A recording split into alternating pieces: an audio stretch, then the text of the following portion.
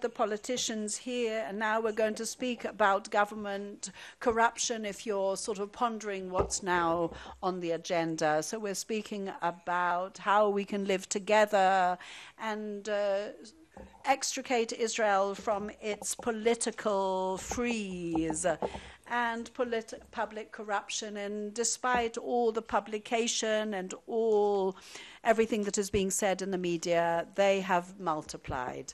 Now we've got 4 participants at the panel.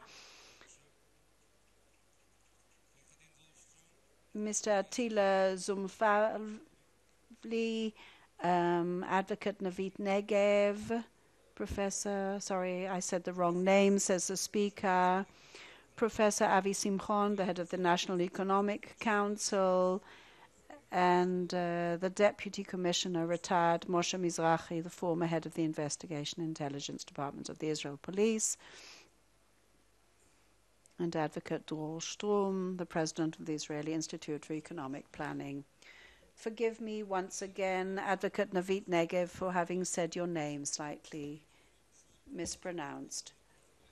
Now, I'd like to give each of the speakers to present their stand on public corruption, but I'm afraid 5 minutes to each of you. And then we will continue discussing these issues with questions and answers, and we will then try and dive in at the deep end and delve more deeply into it.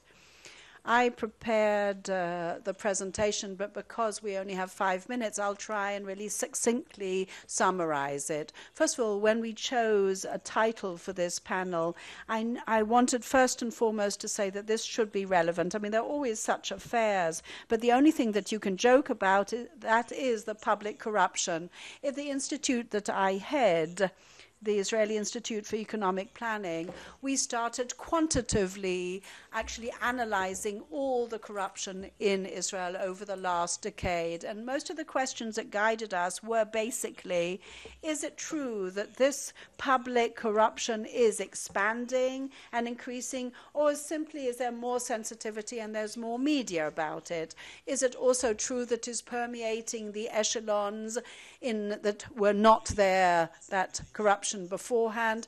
Does it intimidate our social resilience? And the last issue that we brought up is, are we actually on the right track at all?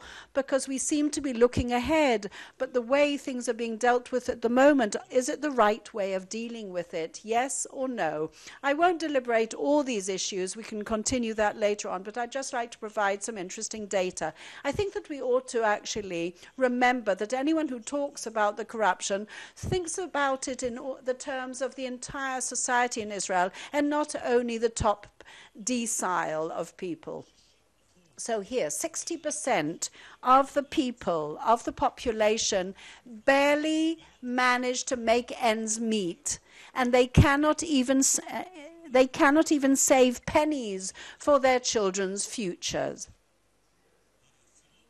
This decile, the 9th and the 10th deciles, the gap between their income and their expenses are greater than all the income of the other deciles that I mentioned, the other percentages. In other words, it's as if there are 2 societies, the superior society and the bottom society, as if the bottom ranks of that ladder.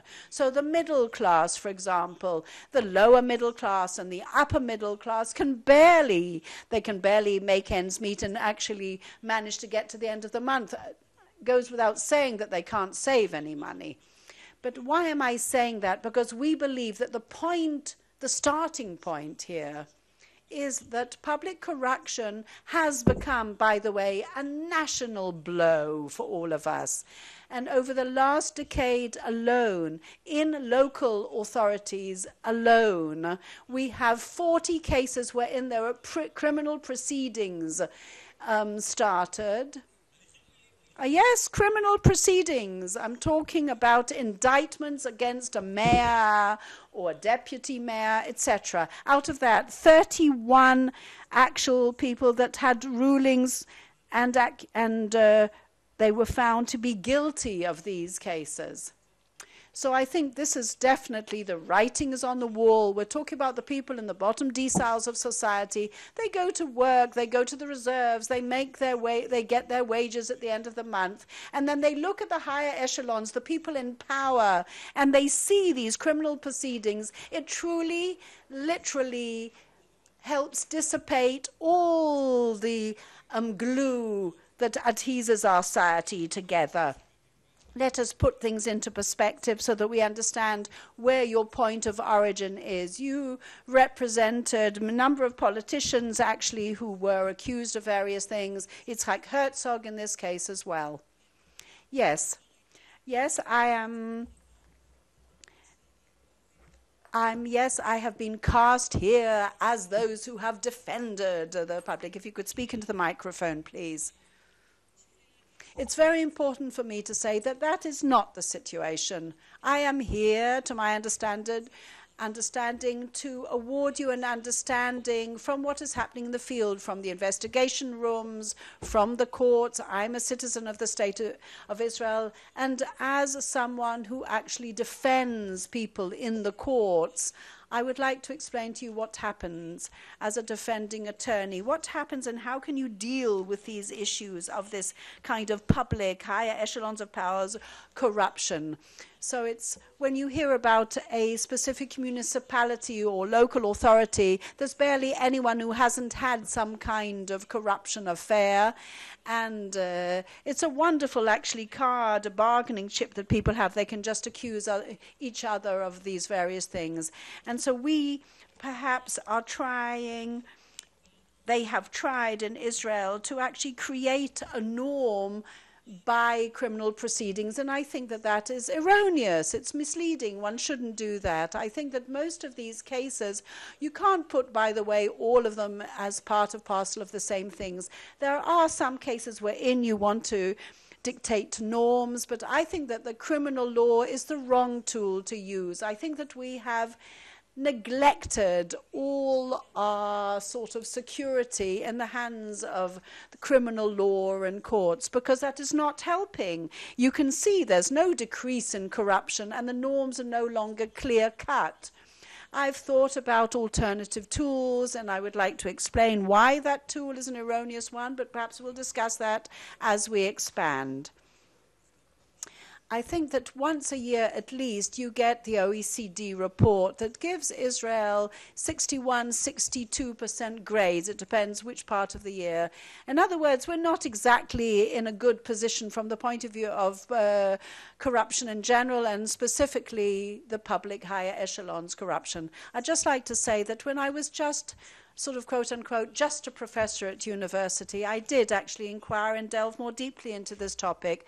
And I, like everyone else, think that corruption is venom in people's veins, the veins of society, because we live in a state where young boys and girls ought to be ready to storm ahead and charge ahead. I think that they should always think that there are people who are taking the surplus of resources and only leaving crumbs to the others. I mean, that is definitely erroneous, but I think to do. I remember that great Huntington claimed that corruption actually even oils the wheels of bureaucracy well, so it's positive. But I think it took us a couple of years to understand that we could give indices for corruption, and only then were we able to see that Huntington was definitely wrong, that corruption is wrong, it is detrimental to investments, to economy. We think it's a bad thing. Well, I mean, it sounds to me like a discussion about soya, you know, when you're talking about the oil. It's sort of once people thought it was bad and they thought it was good. No, I don't think that it is the same, because I think that Huntington was definitely right, and we're not going to find out that this oil is going to be good in the future. But the corruption does exist wherever there is bureaucracy. And what did a very wise man once say to me, and he's sitting on my right-hand side? Two valleys do not create a mountain. I won't say who it is. It's someone on my right. I think that if we try and really contend with bureaucracy, through bureaucracy, we will only create greater problems. In other words, there is a disease, and the medication is something that we should be cautious with. Now, I'd like to say something from my perspective as someone who now works in the government. There's a fear of corruption. And what you do when there's a fear for corruption, you add a belt, you add sort of something to keep you warm, you add sort of little things to hold your trousers up more tightly. You add to the tender law and other ideas. But bureaucracy is stagnated. It is stuck. And why?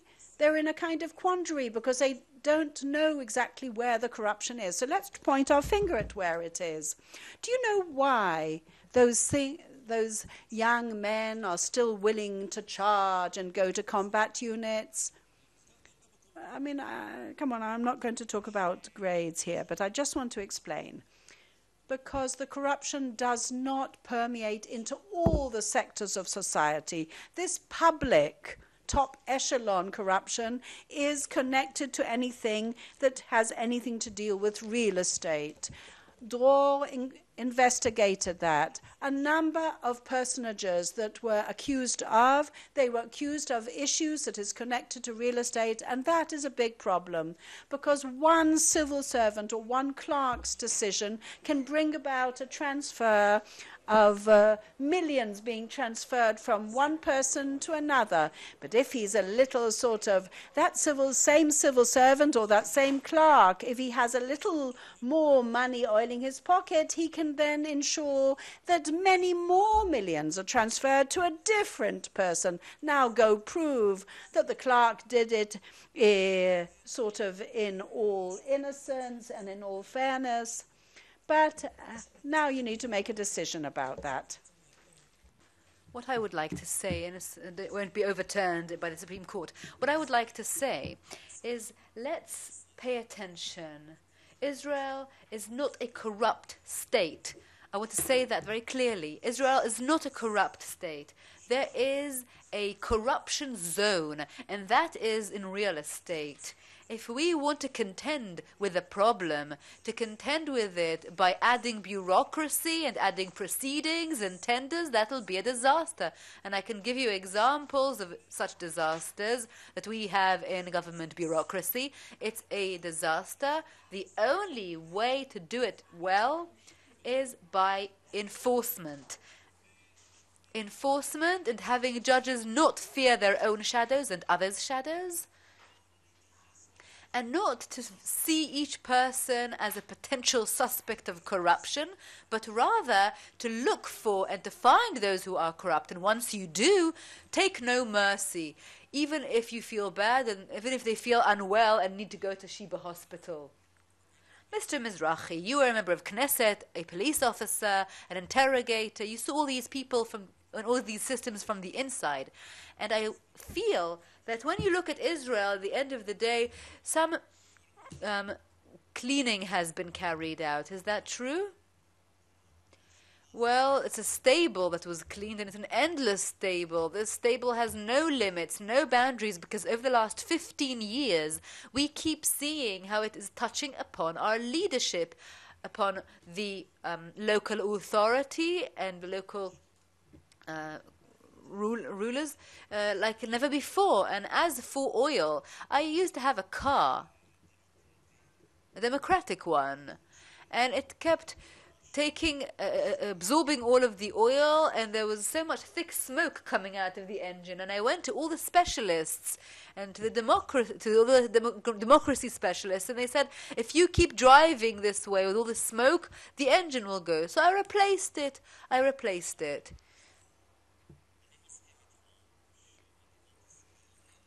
And Israel is not a corrupt state. I agree with you. But the state of Israel, when we talk about a corrupt state, we haven't yet reached a situation, but we are at the brink of this slippery slope, that has to be noted, where even the estimates that were, or even the systems that were far from this terrible phenomenon are starting to get toward it. And every authority and every police officer you have to give a bit of money in order to promote those affairs that are due to you from the authority. But at the same time, we have to say, and we can't just exempt ourselves by saying that the police is more active, the media investigates more. I'm sorry, they investigated just as well 30 years ago, and the panorama that we're seeing in the local authorities and also on the national level of the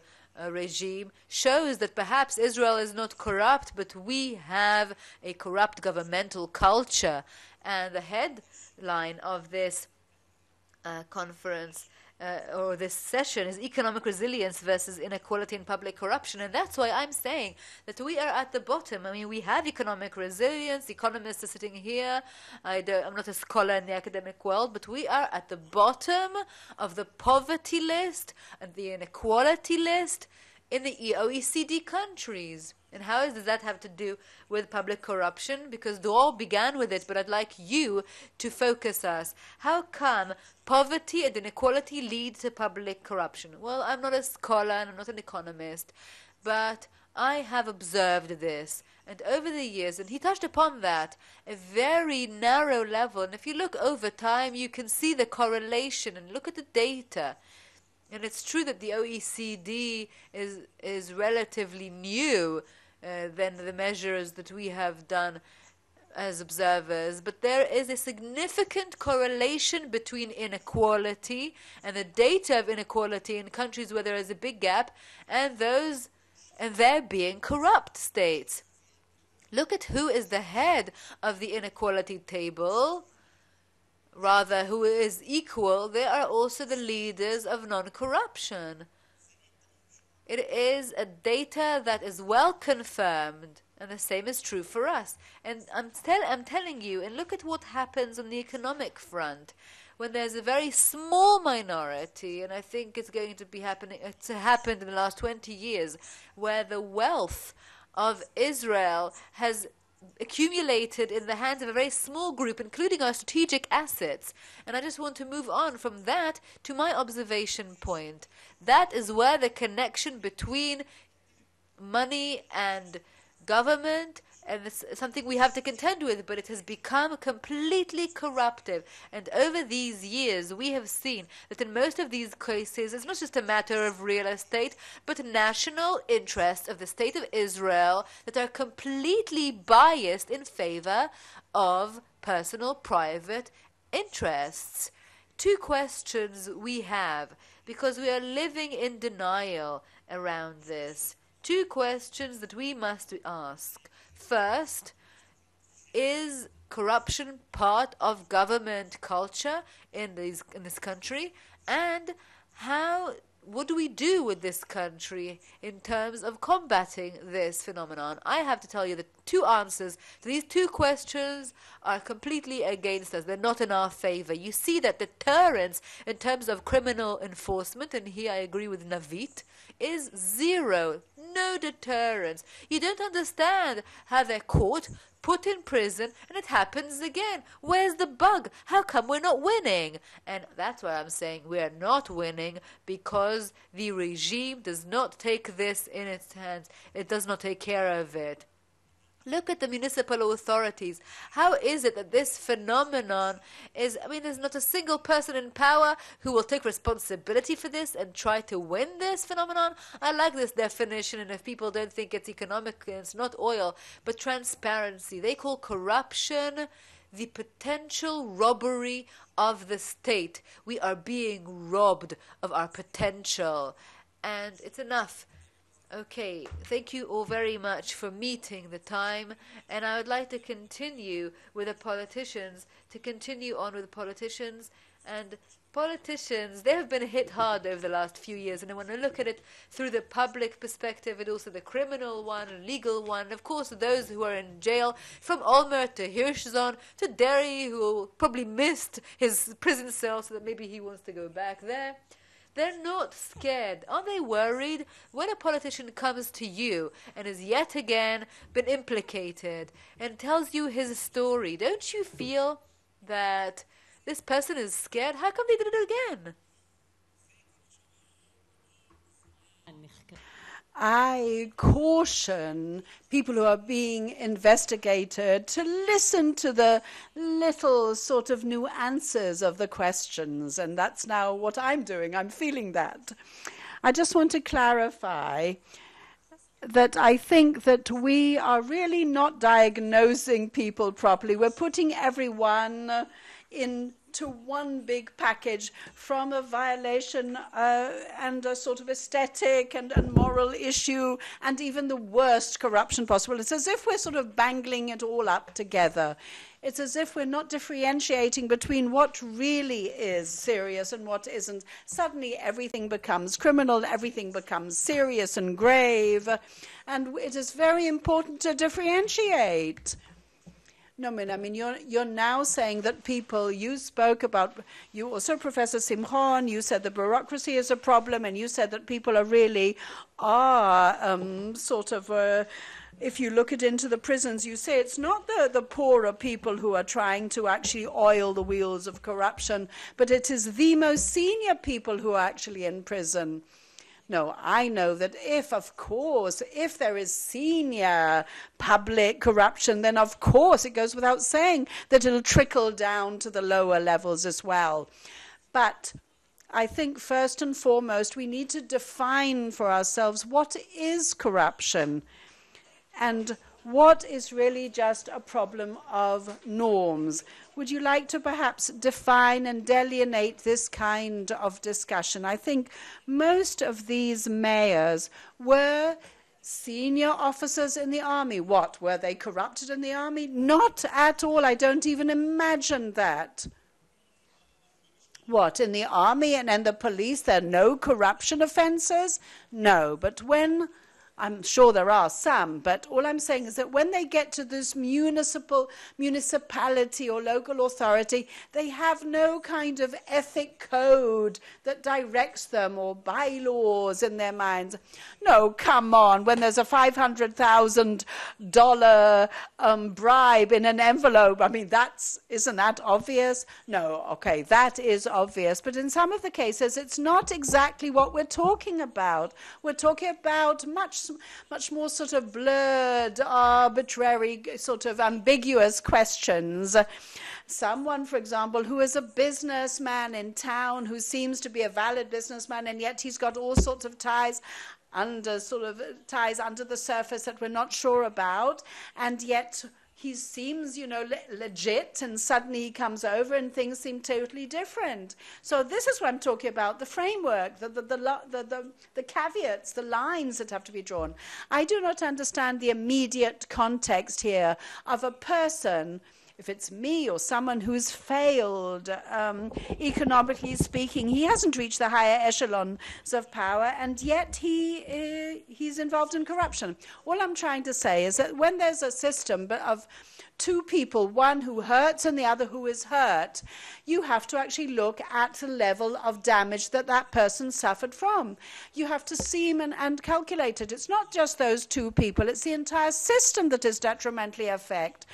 Our national society, our social resilience is what we're talking about, the social cohesiveness. This is what is detrimentally affected. If two people go to the reserves, pay their taxes, act according to rules, and then they see that their electorate, to whom they gave the actual they elected them to be those who are going to implement the laws and enforce them, suddenly are corrupt, then their entire trust is suddenly shaken. These offenses of corruption are multiplying. We have an aggressive a kind of a record here. We have actually indicted a president of Israel, prime ministers, but still there is something that is not working in this system. Okay, tell me what the problem is. Let's put our finger on the pulse and tell me, point at it. I think that one can learn from other people, other countries' experiences. I think that what has created this whole atmosphere of corruption is the duration of time that elapses between the moment he actually has carried out the offense and the time that he is He is actually judged for it. In Singapore and other places, they know exactly that that is the problem. The moment you've seen someone, a member of Knesset, a minister, who has received an envelope with money in it, there's no way that there should be foot dragging for 20 years. You have to think of the average time that for between the actual offense and until he is judged, it takes between 15 and 18 years at times. You know that your grandchildren are still going to hear about it. You don't see the outcome. In other words, you are dragged into an entire cumbersome legal system. So who is to blame for that? Is it the courts? Is it the actual state attorney's office? I mean, 18 years is mad. It takes that long, but because the surroundings, the environment that we have created is insufferable. But the main issue is that no one has actually raised that flag and said that there has to be a national effort made in order to really restrict it. You have to think about the various sort of punishment and all those punitory steps that need to be taken. But we have to think about this kind of public corruption is so much worse than the concentration of all the, the economic means in the hands of tycoons, etc. We seem not to raise the gauntlet of that challenge, and in other countries they have succeeded in doing that. Yes, you can fight against some kind of business monopoly, but when you're talking about things happening in your own stable, and you're frightened that if they clean out the stable, they might find your dirt in there as well. So if this is a generation that cares about what's going to happen in this generation and the future generation, then we need to exert efforts against that so that we won't actually see things suddenly falling apart. You as a public person, no, I'm not a public person, I'm a civil servant. I'm senior, but senior 7. And I'd like to ask you, what about all these arguments we heard from other people? In fact, what does the state do except for those protection mechanisms that you defined as delaying the processes, the bureaucracy? Can we deal with it in another way when the prime minister is investigated on all sorts of things? What's another way to deal with these things? Look, you're asking me a question, and I think it's obvious. Look at the appointments. I think they appointed people at the top, very good people. People are very good. Does anybody think here that the chief commander of the police is an appointment of somebody I don't think he's such a person. Look at the Attorney General, and he's an excellent man, excellent. So, okay, everybody can think whatever they want to think. But when I look at it from not as a civil servant, but just as a citizen of the state, as one who knows a thing or two, these appointments to me seem excellent, both in the Attorney General office and also in the police. And I think that shows willingness and determination to cope with this problem. So that's first. But together with that, I have to respond for some things that were said here. The worst things that can happen to us is that we're going to say to ourselves, we are a corrupt country. And we'll make it more than what it is. That's also a very bad medication. And why? Because that exactly jeopardizes that social cohesiveness.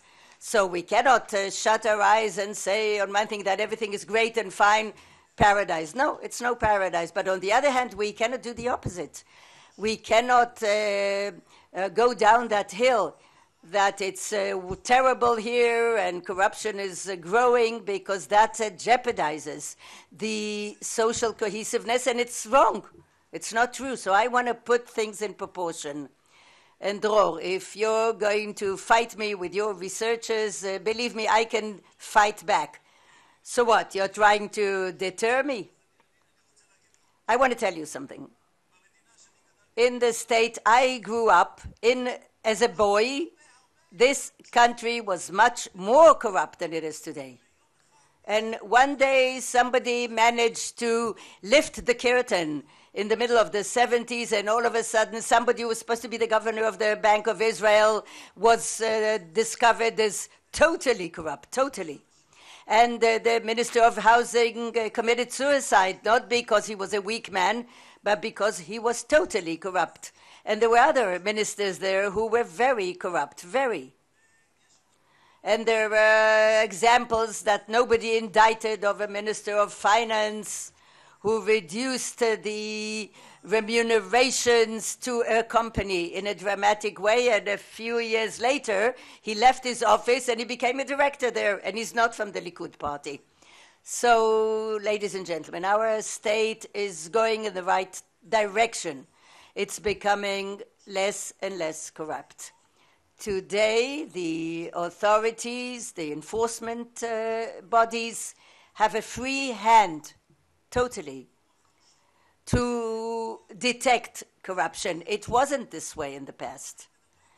We're talking about a period, let's not forget, I see people remember here names like Sapir, who just gave money without any, and Sapir was great, but he was not a saint.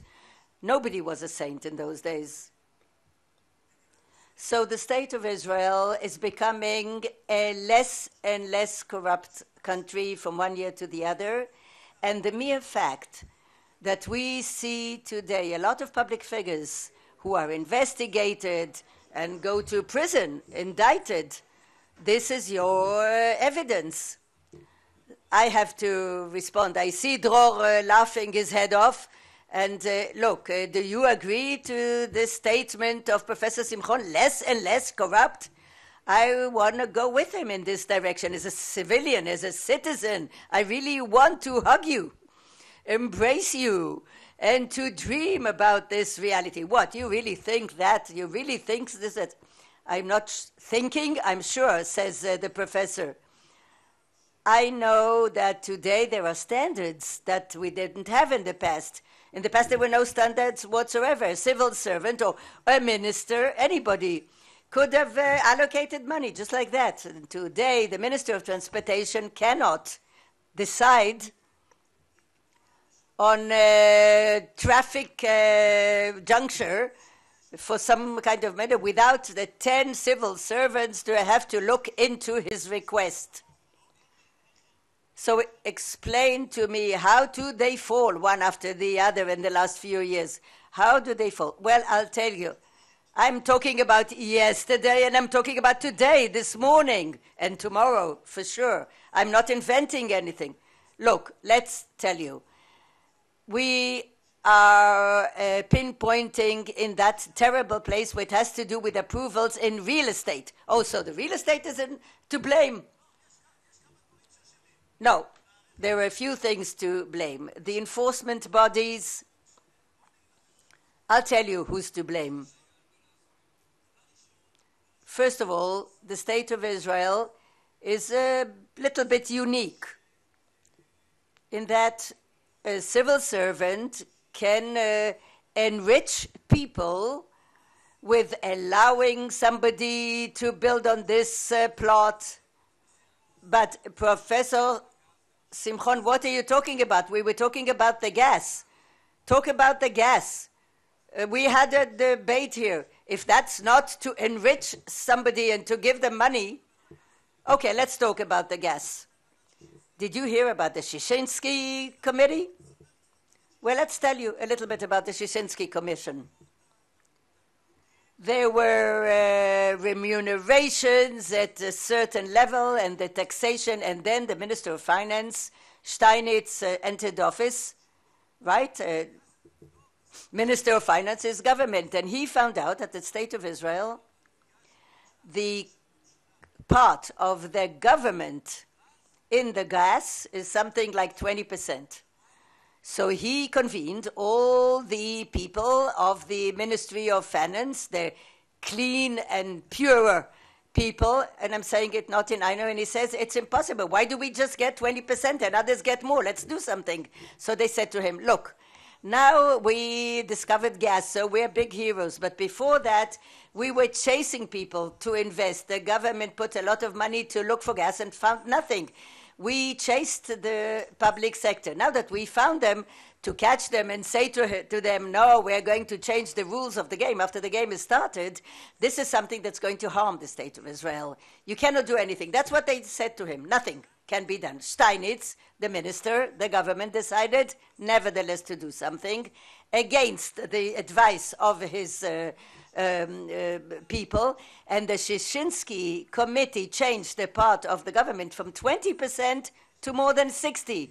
Some people say 70, others say 55. There's no dispute about the fact that the Shishensky committee raised dramatically, threefold, the remunerations on the gas. So to say that the government is corrupt regarding the gas, that shows, I don't want to use bad words. I saw you moving uncomfortably. No, because of the question at hand. I don't think that the discussion is whether we're corrupt or not. That's not the issue in my mind. We are always more corrupt than what we should be. Okay, that's for sure. And therefore, the question is, how do we grapple with this problem? How do we change? But you, for that matter, let's leave the gas for a minute. You defined it that everything had become criminal. Everything is legal. The question is the following, and it's at hand. Cigars for 700,000 shekels that the Prime Minister gets from a private businessman. And this is now a question at hand with the police, with the state, with everybody. Is there any discussion at all around this topic? I'll give you an example. Because one Prime Minister sits in prison because of 60,000 shekel, and we are talking about 700,000 here. So what's the norm? First of all, yes, it is a question of norms. I want to remind all of us. In the year 2000, 17 years ago, there was a president in the state of Israel. His name was Ezer Weitzman. They shut his file for money, colored money, earmarked. He used to get every month because of a friendship that he had with some businessman. Yes, that Mizrahi was there. It was his shift. It's his fault. Yeah, I didn't shut the file, close the file. Rubinstein did, never mind. Yes, the file was closed not because of the fact that he protected corruption, the Attorney General, but because the norms in those days were not clear, and it's a fact. And I'm not representing the Prime Minister, but it's a fact that a person says you can get gifts from friends. He says it. And it's not something up in the sky, because you can get gifts from friends, but you have to have limits. What kind of friends, what gifts, what circumstances. It's not that you're not allowed to get gifts from friends. It's funny that I'm defending this norm, but still. There is a question, where is the limit? That's the question, and it's a real one. Now, people are going to discuss it, and I agree that the norms today are much clearer, and the question is regarding other norms. The question is, somebody who contributes to your campaign in the elections, can you be involved in decisions that have to do with him? There are 1,000 questions like that about norms. We do not deal with that. Our children, my daughter is finishing high school today, and she's an educated, clever girl. She doesn't cope with ethical questions. She'll start when she starts working, living. Nobody talks about it in school. Nobody discusses it. Okay, the question is that moral and values and the red line is much clearer to your daughter in high school than to certain politicians in the state of Israel. Let me say a few things in response to what Professor Simhon said. I think that things regarding Yadlin and Tzur and those former people deviate us to an irrational place. The question wasn't where the state of Israel was corrupt in the past, but we're talking numbers of indictments and convictions of courts, 10 times more than in the former decades. Does something bad happen in Denmark, something rotten? But I think everything is clear. I'm not saying it's because, by the way, if Menachem Begin would get cigars for $100,000, he would reject it in both hands. It's these borders and limits are not so blurred. Let's not be naive. When a person is in power in the government and he gets cigars for these sums, we all instantly understand that it's wrong. But the question, I think, is not that. It's in the fact, and I think you should distinguish, in the past, when there was indictments, even just a hint about investigation, people committed suicide. People resigned from prime minister about an investigation of a much smaller sums. But today, when somebody's investigated, his activity is not to be embarrassed and stand in the corner and wait for the court, but to hire the best public relation company in Tel Aviv and say that the investigators are abusing him, and they asked him questions at 2 o'clock in the morning, and they took the documents from his office. That's what we mean. Today, nobody is embarrassed. Nobody is ashamed to say, maybe I did something wrong. Let's wait and see what happens. We lost all that. Now, I'm not saying it gladly. I'm not enthusiastic about it. I think, like all of you, I'm asking myself whether we're doing right in order to remedy that. Taking action like trials that took 15 years actually bears fruit. And then we have to ask ourselves whether the enforcement powers are free to investigate. That does help us with this effort. I think no. Well, losing shame that you're talking about, and I agree, it's not done, doesn't exist anymore, derives from using the criminal law. If there was something else, like discipline, courts, like in the army, also for public figures. Yes, there is. They call it elections. No, elections is not the solution. Those corrupt people were elected. Dror. First of all, it's not an alternative. As I said before, and I insist, we have enforcement bodies that are courageous, they're good, capable, and we all support them. All of us support them. That's first. Yes, we, apart from the public figures themselves, they do not support them and they slander them. That's it. I never saw that, says the professor. Yeah, but you have to remember that there as well, there are limits, and some people cross those borders or limits.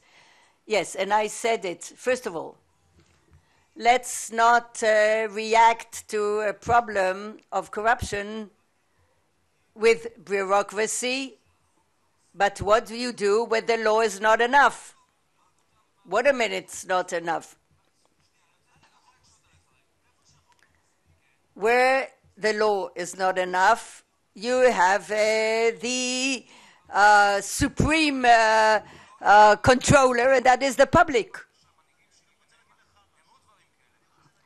Let me say something. What we want is media that will mediate to the public what's happening in a decent way, fair way. That the media shouldn't be biased.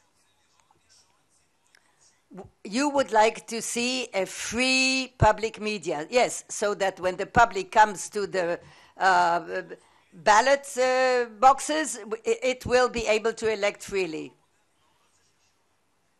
Let me surprise you. I want media that does things fairly, to the point, and will mediate the reality to the public. How does that have to do with the red lines that are crossed by the politicians? Maybe Moshe Mizrahi, who was chief commander in the police, I'll tell you, we have laws and we have police and we have the Attorney General and they do their job. But sometimes the lines are not clear. And where the lines are not clear, that's where the public comes in. And if the media reports to the public directly, fairly, in a decent way what it detects, what it knows, in this case, the public will be able to decide in the ballot box whether he wants to vote for this man or the other. Mr. Mizrahi, take us for a minute and a half because you do not determine norms in the upper echelons. The norms are determined by the public. Yes, but also the leadership, and they're supposed to stabilize and to create norms according to which the state can go. When we are looking at Ben-Gurion or the former leaders of the past, and we say, this is a leader. But we look up, we don't look down. I know that he had some problems of corruption in the Labour Party of the past. I don't ignore that. But there are norms of morality. Okay, let's talk about Begin. Okay, Begin I accept altogether, no corruption. Okay. Mr. Mizrahi, just a minute and a half, just for the gossip's sake. In the investigation room, a senior politician sits there. What does he say? How does he explain? He doesn't want to know. He doesn't want to know. It's embarrassing. It's shameful.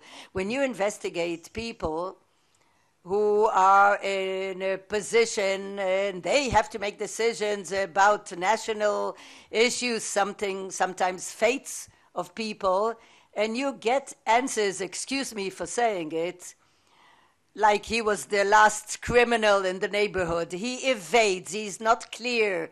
He talks in a way that you're embarrassed, ashamed. You're embarrassed that this man, not as an investigator, as a citizen. And let me say 2 words. It's true that everything has become criminal here. Today, you need indictment, conviction, and court, and shame in order to let these people go, because they come back to the politics after that.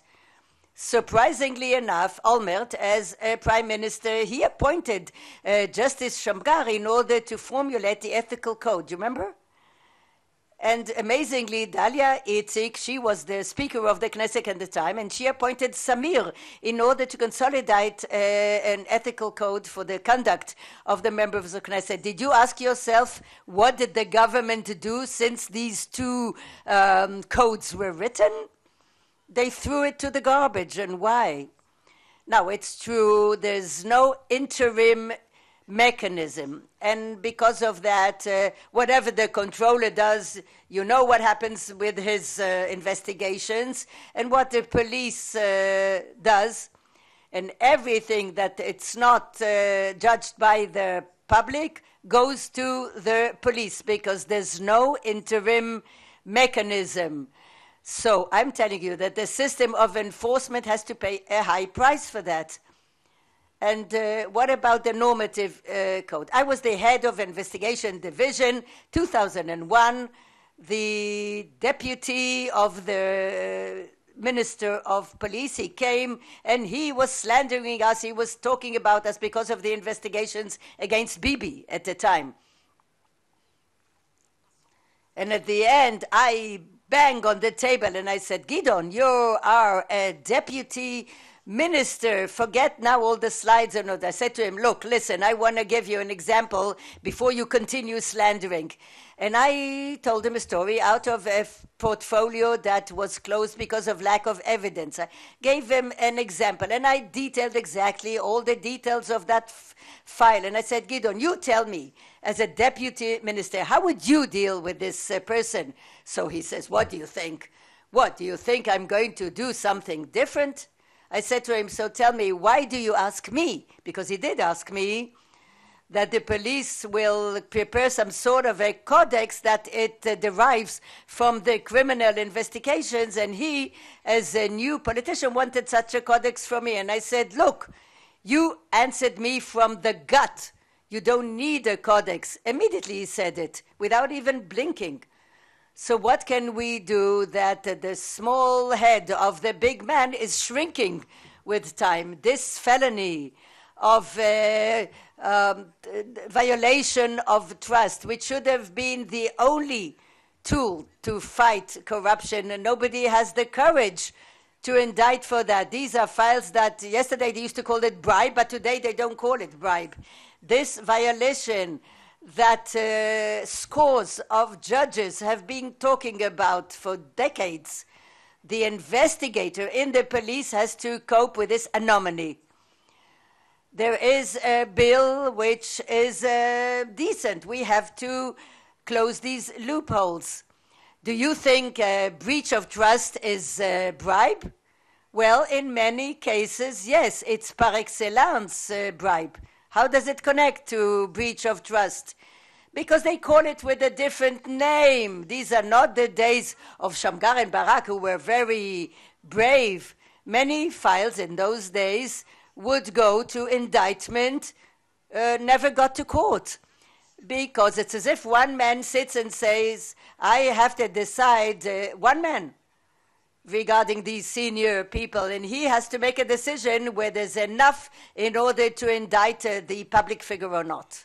As if you know that where you have an indictment of 1,000,000%, why do you need the courts?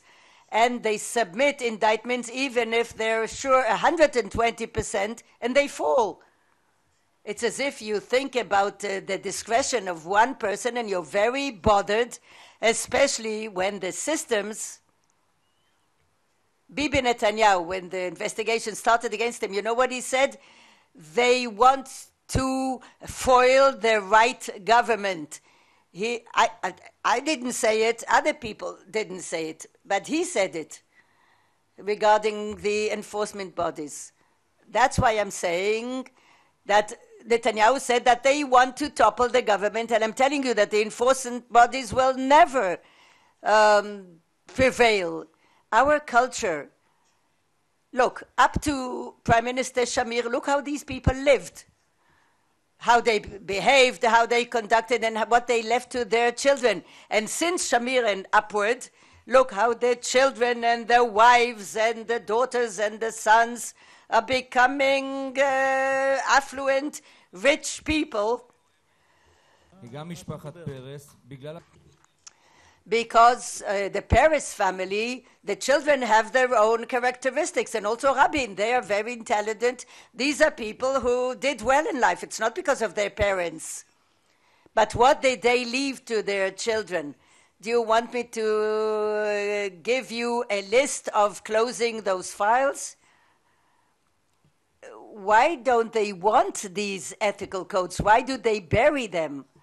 Because this bill of breach of trust, I want to tell you that the Ministry of Justice are afraid to submit. They took everything that was determined in that ruling, they put it into patterns so that the court shouldn't sit in every court and say whether this is suitable or not.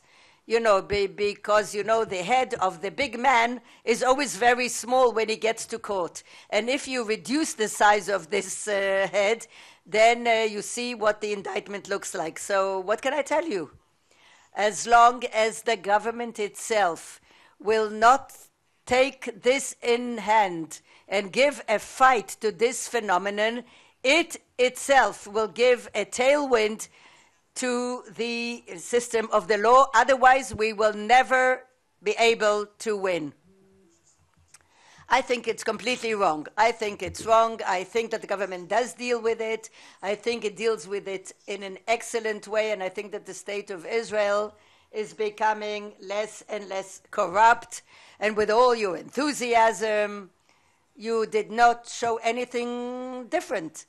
And yes, there are islands of corruption that we must struggle against. We can't shut our eyes. But just to throw into the air slogans, that's the easiest thing in the world. Look at the inventory. If you compare us to any country in the world, you, with your this amount, Show me another country where methodically, in a serial way, such a number, like he told you about the municipalities and the army, and we're not. Okay, after having said that, you should look where the problems lie. Where are all these mayors we're talking about? Where does that come from? Where is the prime minister who was convicted, Olmert? Where are they? All these people, 90% of them, not all of them, 90%, and I'm not exaggerating, maybe it's more, their felonies were in areas where in one decision they could have transfers huge sums of money to allow to build 20 floors instead of 7 is hundreds of millions of shekels. That's where the problem lies. So what are you saying, that they get tempted? And now the question is, we all agree that there's a problem. We all agree that we want to have as less corruption as possible. That's how we started. That's self-evident. We don't have to discuss that any further. Now let's talk to what do we do about it. And here I quoted you. Bureaucracy does not win over bureaucracy. We have a problem of bureaucracy, especially in the municipalities where they have the authority to transfer so much money with one decision. We cannot win bureaucracy with bureaucracy. We can do it with an efficient enforcement system, and where things are unclear, we win corruption with transparency. Transparency is the most important thing in the world. What is transparency? It means to translate information that very few people know, to translate it to everybody through the media, decent media that translates the information, and then people in those places where the legal system doesn't know what to do, in those places people will have to make a decision. They will make the decision. Neither you or anyone who has a public office. Of course, there are a lot of things that were said that I agree with and some things I don't. But I think that the reason that it's so easy to put this to the legal system, it's because it is clear, it's clean, it's honest, a lot of trust in this system as opposed to other systems. But this is part of the difficulty. We put on this system a role which doesn't suit it. For example, if you exonerate somebody, so you say what? The judges are cowards? Or you say, oh, the man came out totally clean, everything is fine, is good. These two things are wrong. First of all, the judges have to make a decision in a criminal law according to evidence and according to rules and regulations that are not connected to norms. And even if they do exonerate, it doesn't mean that nothing was there. But we enable people to say, nothing was there, because nothing will be there because we don't have the tools.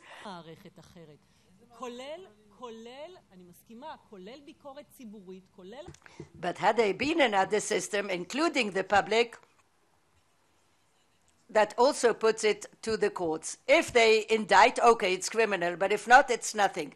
The public is to blame as well. But the public also has to create systems of alternative enforcement. Maybe discipline courts, maybe internal investigations of bodies. For example, public service or civil servants today, discipline law doesn't exist. In the army, it's a very, very significant factor. If the disciplinary law had been expanded, then it wouldn't actually have to sort of spill over into criminal law. And I'm talking about, yes, I mean, listen, with civil servants and or someone from the educational system, yes, but I'm still talking about really people in sort of the higher echelons. It's a little more complicated with the public officials. But yes, I think disciplinary steps that can be taken is actually it's a very efficient one. And at least then you don't have the whole issue of criminal law and moral turpitude and all issues like that destroy people. This doesn't destroy it. You have some kind of administrative enforcement. You've got something that is sort of similar to what we can call perhaps a kind of ransom that they can pay, or penalization through fines, etc. Okay, please try and conclude with optimism. No, that's a bit too difficult to ask. The state of Israel has decided to fight its corruption battle, most specifically in the field of bureaucracy, because, and I think then this is an issue of enforcement. But Israel has put all the gravity of this fight against this kind of public corruption. Not the public is corruption, but we're talking on the public officials. And they've asked the police to do it and the courts to do it, and that is a mistake. They're not actually built for that.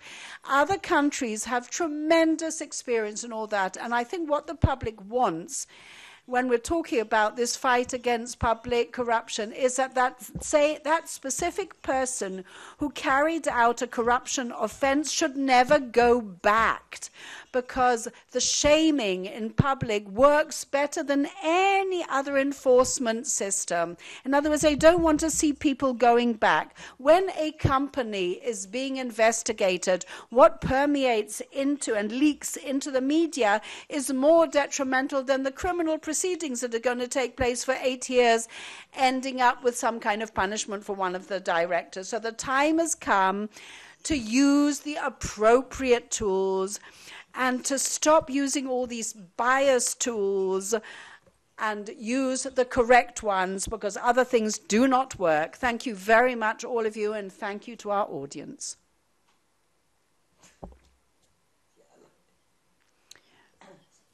We're going to go out for a lunch break. Thank you very much to the panel. We have to come back at 1:50, please, for Mr.